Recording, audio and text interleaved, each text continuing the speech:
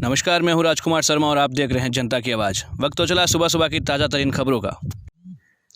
प्रवासियों के लिए रेलवे जल्द चला सकता है स्पेशल ट्रेन, सकारात्मक संकेत मिले। प्रवासी मजदूरों की घर वापसी के लिए रेलवे जल्द स्पेशल ट्रेन चला सकता है।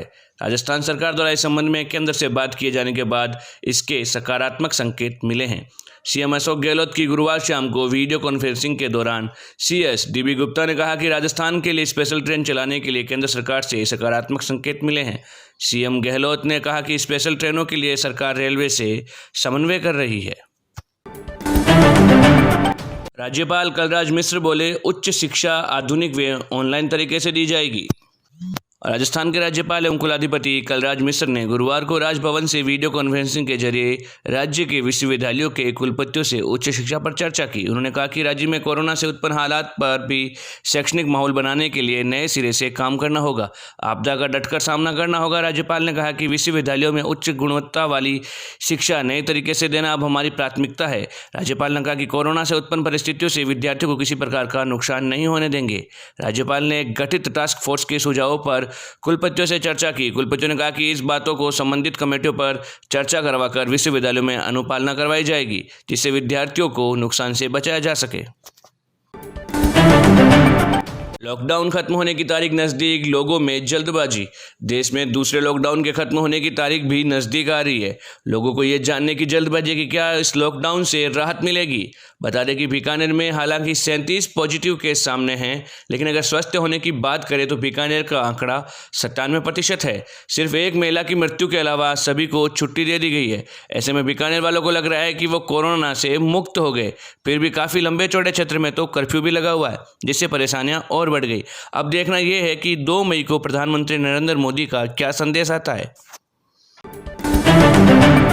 आधार कार्ड दिखाने पर ही मिल जाएगा राशन।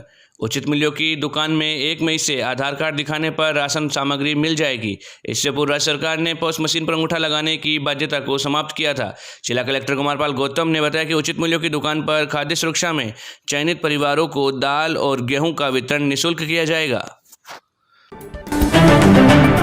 नोखा में कोरोना योद्धाओं का सम्मान।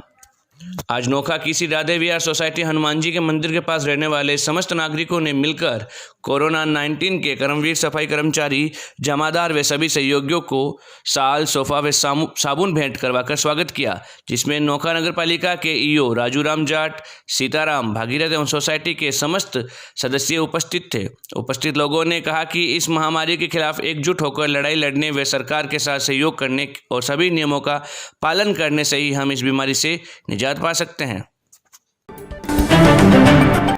रतनपुर चेकपोस्ट पर अब तक 2000 से ज़्यादा लोग पहुंचे।